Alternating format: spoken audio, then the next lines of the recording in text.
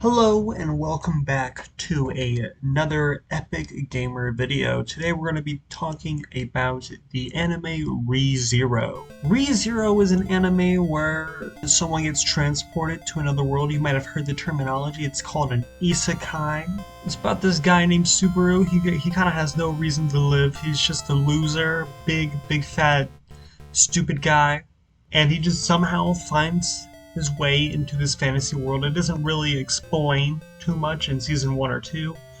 Who knows? Season 3 is dropping this year. It might be explained, but right now I don't know how he got there, or it could have explained it and I'm just stupid.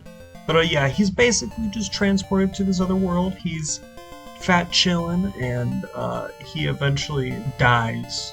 Yeah, that happens. He dies, but instead of just that being the end, he respawns. And that is this show's quirks. Every time that Subaru, the main guy, dies, he goes back in time to a certain checkpoint. Now, what determines these checkpoints? I don't know, and I don't think Subaru knows either, because sometimes he just goes straight up to the beginning of the show. For like the first 3 episodes, he gets reset into the same spot over and over again because he dies in the same spot. But as soon as he overcomes that, he dies in different spots, and it just happens like that. I'm explaining the show's quirk very poorly, but I think that you might be able to get the picture. I don't know. It's a fun quirk to an isekai, and it's the only one that I've ever watched, so it's pretty good. There's also some good waifus in this show. We got Amelia, which is the main girl that Subaru is going after. She's a kind-hearted soul that just really like Subaru, but they are not like super close. They're not intimate yet, but let's hope so, because that would be so cool. Then there's Rem and Ram, which are the twin sisters. Rem is the sweet one, and Ram is the spicy one that hates you. A bit of a tsundere, a bit of the forbidden fruit that is kind of sick, nasty. The way that you can tell them apart is that Rem has blue hair and Rem has red hair, but the true degenerates know which is the superior way to tell them apart. And over the course of the show, Subaru learns about this world. He keeps dying because he has, other than respawning, he has no quirks at all.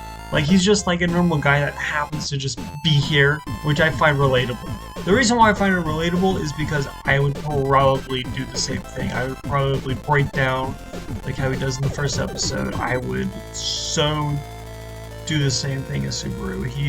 He's a pretty relatable character, albeit a bit of a jerky wah in the beginning, but he ends up coming around with it, and it's nice. Over the course of the show, we get to see Subaru grow as a person, and he becomes more mature, less childish, and it's nice to see that. There's also a whole arc where everyone except Subaru forgets that Rem even existed, but she's like right there, and they're like, hey, this is your twin. Like, Subaru's doing that to Ram, and Ram's like, what? That makes no sense. I've never had a twin. And that's like the whole arc of season 2. And I think what season 3 would also be is trying to find out how to remember Rem. With the overabundance of isekai, I was very hesitant to give the show a shot. I'm not really a power fantasy kind of guy. I'm more of a romance fantasy kind of guy. So whenever I'm recommended an isekai on anything, like by anyone, I'm just like, I don't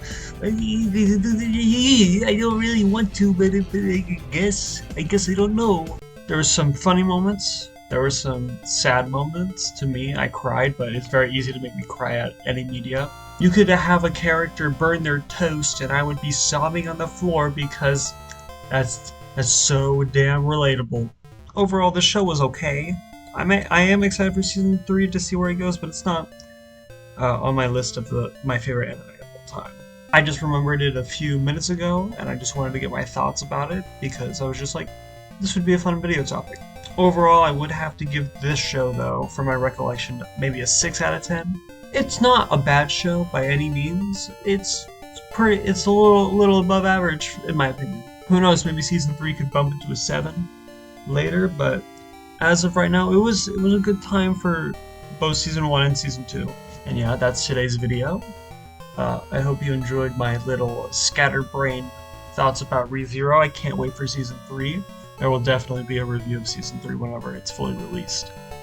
And it would be a lot more in-depth because, whenever you watch a show, you remember it better. But this is just off the top of my head.